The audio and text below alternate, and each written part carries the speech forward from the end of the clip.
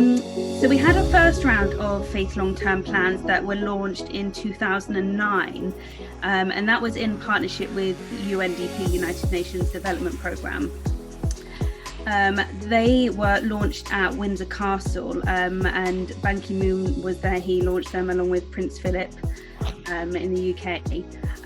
The Faith long-term plans, they look at 7 key areas. And what we've done is we've gone out to faith organisations, faith groups across the world, and we've asked them to really look at these 7 key areas and come up with 7 to 10 year long-term plans where they can really think about what they're doing with their investments, with their assets, what they're doing with their resources. So the key areas, they cover things from assets, so investments, purchasing power, looking at the buildings they own, looking at the land they own. One of the key areas is on education. There's wisdom, there's lifestyles, and that includes things like pilgrimage and traditions of simple living. There's media and outreach as a key area, partnerships and celebrations. So they're very broad. They really are for the faiths to decide where they want to focus in these. We don't ask the faiths to look at all 7 key areas. Some pick 2 or 3. Some may do sections on all of them.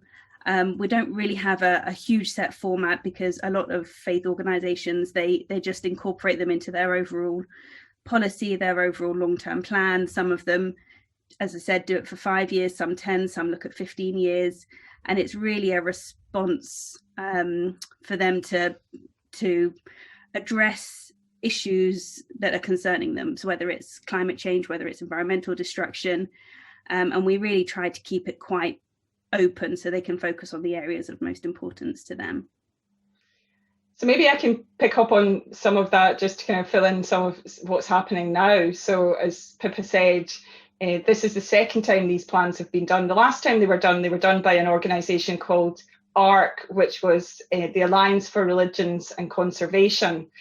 Now, ARC doesn't exist anymore, and this time the whole programme is a partnership between FaithInvest, which encourages faiths to be consistent between their faith values and how they invest their assets and their money in particular, the WWF Beliefs and Values Programme, and the International Network for Conservation and Religions. So it's a partnership of 3 different groups working together in order to get as many faith organisations as we can from different religions to produce these plans. And what's the purpose of the plans? The plans is to help the religions direct their energy in whatever way they feel is the right way for them towards protection of people and the living planet. So the plans have a clear purpose, and it's to direct, to ask ourselves, each faith, what are we doing with what we have? So rather than asking other people to do stuff, what are we doing with the assets or the land, the churches, the temples that we have to protect the people and the living planet? And then to use this opportunity, especially this year ahead of COP26 at the end of the year, to really raise our own ambition to tackle the climate crisis, the biodiversity crisis, all the different ecological and social justice crises that we're facing today. So it's a kind of reincarnation of what happened in 2009, but I think the ambition this year is higher, to do something that involves a lot more faith groups, including Catholic groups, GCCM, and also to do something that has a very strong focus on not just having a nice plan, but also having something that can be really actionable, something that we can actually put into practice. Mm-hmm. And was there a number then when this was done in 2008, 2009, then a number that was set at the time, or a total number? I saw some numbers on the website as well, but then, and the goal for this time around, how many faith groups to get involved? And Yeah, last time there were, I think, 60 plans that were developed. The first round were launched, as I said, in Windsor Castle in 2009. And then 3 years later, we actually we focused on African long-term plans to protect the environment. So there were about another 30, 35 that were launched in Africa in 2013. And again, I can send you the links to all of those plans. They were put into two different publications, one that focused on the first launch and then the African long-term plans too. So I think we had over 60 last time, and this time, as Lorna said, I think we're being more ambitious. I think we'll definitely have nearer to 100, possibly even more people are still signing up as we go. Mm-hmm. That's great. And what is just for like a general audience, obviously, who will be kind of communicating with, what is why focus on faith groups? What is the power of trying to get faith groups to live out their values and how they think about their resources and how they handle their resources, all types of resources, of course? Well, I think the one thing that all faith groups share is the belief that that we don't own this planet. We're custodians in different ways. We might call it different names, that responsibility that we have. So every faith has this somewhere in their traditions. And perhaps some we may have strayed from that deep consciousness of our responsibility towards caring for the planet. And I think that in the Catholic tradition, certainly Pope Francis has really awakened us through Laudato Si to that responsibility, that duty of care that we have towards the planet. And of course, faith groups are very different throughout the world. But one thing that all faiths have is it's about being part of a community. And all the major faith groups are spread throughout the world. So if you start to make plans, there's a ripple effect. So it can have a ripple effect, whether it's through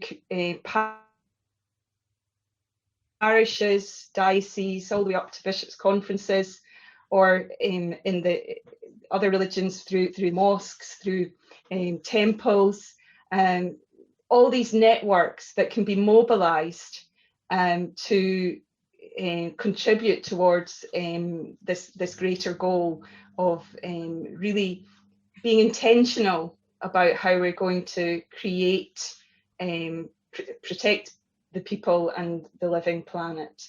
And I think this year in particular, I really feel that during the COVID, we're living through the middle of the COVID crisis. Unfortunately, it's still here. Yes. Absolutely. We're all in lockdown here. And I think that it's given people food for thought on climate change, on health issues, the health of the planet, the health of people. And we've seen certainly in FaithInvest, there's a great uptake of people who feel or institutions and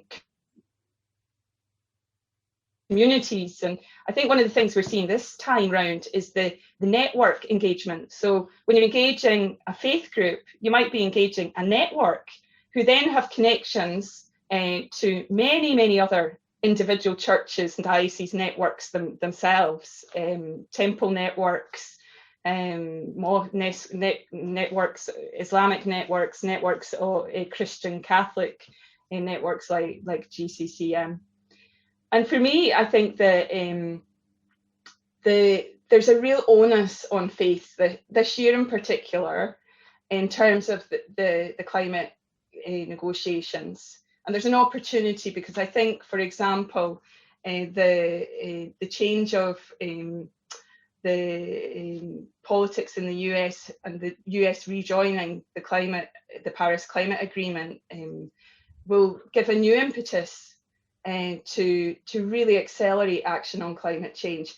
And the faiths really, I think what the beauty of this programme is that it brings all the faith voices, not unifying them because that's not what we want to do, but it almost like creates a chorus or an orchestra. That's what I like to think. It's like an orchestra where we're all really performing this great kind of, you could say a hymn or a kind of a great piece of music where we're really saying in many different ways that here's the commitment. And I think that will have a huge impact if we're successful on setting the tone, because we want to launch this campaign, this initiative publicly in September of this year. So it's timed so that before we come to these negotiations, the different faith leaders will come together and will set out how the different groups are going to do their part.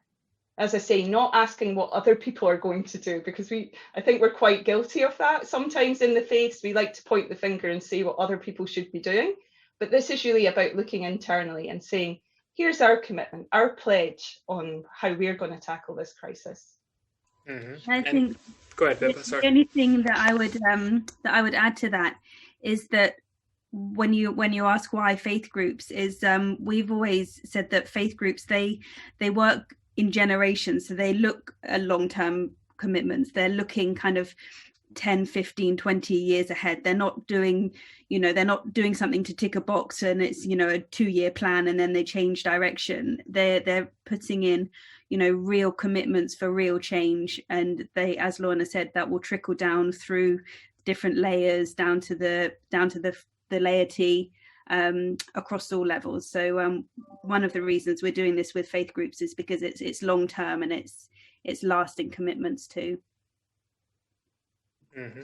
And the big push, as I think you alluded to, Lorna, of course, is COP26, to have all of this in place as a symbol to the secular world as well, and then also a symbol of, hey, faith groups are taking action, is that this is all in the works before COP26 takes place.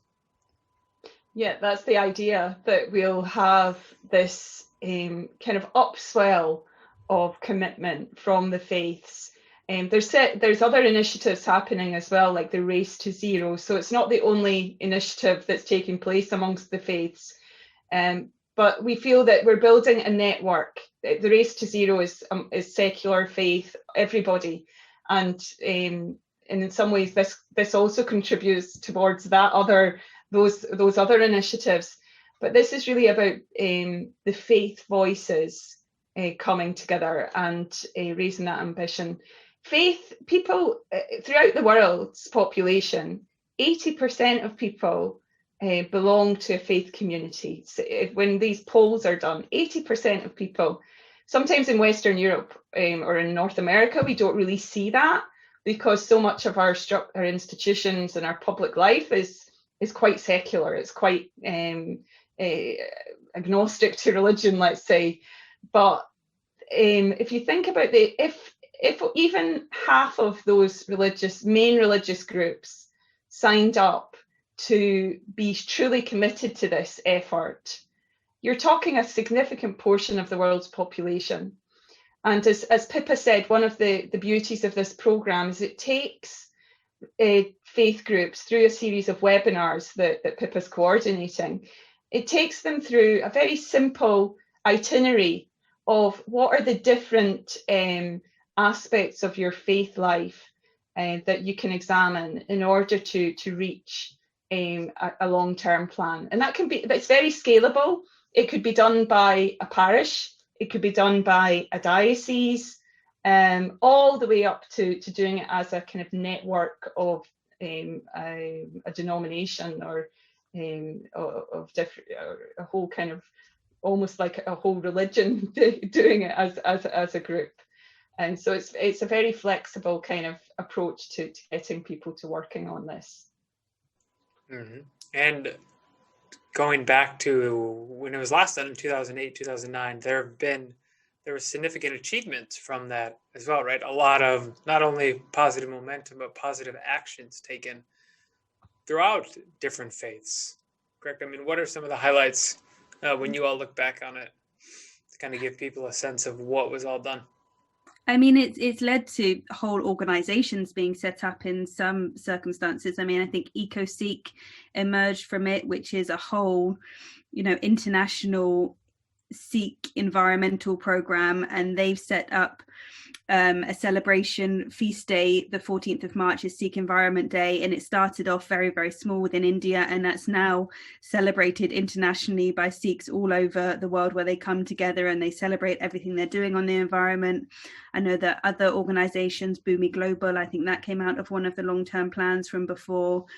Some faith organizations have whole new environmental departments that they've set up. It's led to other programs that have emerged. I think the Green Pilgrimage Network came out of it. That was launched in 2011, and that brought local authorities from key pilgrimage cities together with the local faith groups to really look at what they could do to make greener cities. So from, banning single-use plastics to transport, to looking at the infrastructure that was needed to deal with the huge numbers of pilgrims that came each year. So it's led to a lot of really, really practical, really good partnerships, networks, organizations that have been set up, that originated from these long-term plans that were done. And I think it's also resulted in a lasting networks of or relationships. I think that's part of the kind of outcome. And I think that when the approach was made this year, or late last year, for faith organisations to do this again, there was definitely a sense of, this makes sense. It was definitely worthwhile the first time, and it's definitely something that people have an appetite to do again. And I think it feeds into this whole idea that the Moonshot initiative that says that we have 10 years left. Well, actually now it's 2001, so there's 9 years to turn things around in terms of climate change, biodiversity. So it's about the faith groups expressing publicly and demonstrating how they're going to do this, how they're going to be part of this massive global turnaround. And I think after COVID and coming out of the COVID crisis, there's a real opportunity here to reshape how we do things in ways that contribute to that. The faiths are huge stakeholders and have huge influence. So it's expected that they are here responding to this in any way they can. Mm-hmm. And so, if you say you're listening, you belong to a parish or any organization any faith organization, but they've never done something like this. Pippa, Lorna, you mentioned that you're leading webinars that will help people along this process, that we've never done a plan or anything like that. Like, how do I begin? And I can kind of you'll help us walk through that if I say I was belonging to an organization that was interested in this. Absolutely, yes. We're trying to build up a huge number of resources. So we're doing webinars on each of the 7 key areas that really look at practical examples. They all have speakers who have either done long-term plans before or from organizations that are, experts in this field. We're working on compiling resources and further places to go for ideas. We're aiming to set up working groups. We have a whole timeline, and we'll be there, along the way to check in, to ensure that everybody has the support that they need. So we're very much leading it, as Lorna said, FaithInvest, WWF Beliefs and Values, and the International Network on Conservation and Religion. And all of the webinars that are being made public, the presentations that are given in them, we're trying to make those public as well. They're all up on the FaithInvest website, and we will continue to compile more and more resources. So if faith organizations are interested in signing up, then that's fantastic. We would ask them to be in touch with us, and there's a huge amount of information on the FaithInvest website too. And just to kind of add to that I think if there's Catholic groups signing up, so if it's let's say parishes or Catholic dioceses, and if there's Laudato Si animators who are interested in this, I think there's a real link with Laudato Si. This is really about implementing Laudato Si, and I think that in a Catholic context, it can really be framed like that. It can be, here's how we want to respond to Laudato Si, through the different areas of work. And as Pippa said, the plans are pretty flexible. Not everybody has to do all 7 bits of it. It's completely up to each group to make their commitment to make a plan, and to then kind of look at what areas are most relevant to them. And there's lots of information as well on the GCCM website already in terms of tools that you can use in your parish and in your diocese to look at how you implement Laudato Si. And I know that later in the year there will be a lot more tools coming online once there's the global Laudato Si platform. And we're talking to our partners working in the Vatican and GCCM about how we might work together to ensure that there's a kind of if you sign up to the platform, you can also in a sense contribute towards that. Can be your contribution towards making a long-term plan, and it'll be counted towards the long-term plans.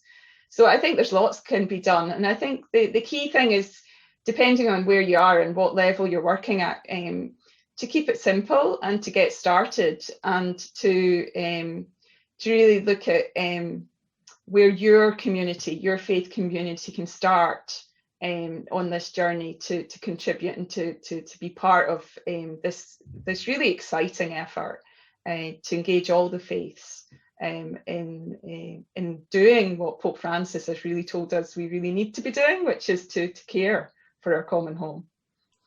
Mm-hmm. And it dovetails nicely, like you said, with Laudato Si special anniversary year, with the Vatican's request, the Vatican's encouragement to be making the 7-year plans. And with the faith long-term plan, it can be, like you all said, it can be any long-term is up to the organization, right? 5 years, I think you said, Pippa, 5 years, 7 years, 10 years, whatever works for you all. Yeah. Why? What? Sorry, go ahead. No, carry on. Okay. What? You said there's been a positive response so far as well. What has that looked like, and what are organizations saying about this idea, doing it? Some maybe are doing it again, maybe re-upping on their plans, or some are new, but what has been the feedback so far from them? So I got the kind of update today on the number of sign-ups. So, I mean, as Pippa said, our ambition is that there'll be a lot more sign-ups this year. But it also kind of depends on this, it could be that one network representing 400 million people might sign up. So do we count that as one sign up or 400 million? So we're trying to find a way that we can do that. But we have 64 organizations already signed up and have their plans underway. And some of them we can't really say who they are yet, because we're going to have a public announcement of it, but they include some major denominations, like Christian denominations, where the entire church has decided they're going to sign up, major international ecumenical networks, interfaith bodies that represent different religions, some really important temple networks, and also a number of faith-based NGOs, and also Catholic dioceses, and right down to individual parishes. So there's 64 signed up at this point, and that's based on an initial call that we put out late last year. And we're really hopeful we'll get that through other kind of other emails that we're putting out just now, up to 200. But then if it's taken up by in big networks like GCCM or others, we could be looking at scaling that significantly more. I feel there's an appetite for it to scale it even bigger. And our hope is that, or our plan is that by the end of the spring, we're going to have an online pledge page. So at the moment, they ask for people is to join the webinars, learn more, and start to think about what your plan could look like. And then at the end of the spring, we'll be looking to have an online pledge where people can actually log their plans, and we can start to build the momentum towards the major announcement in September.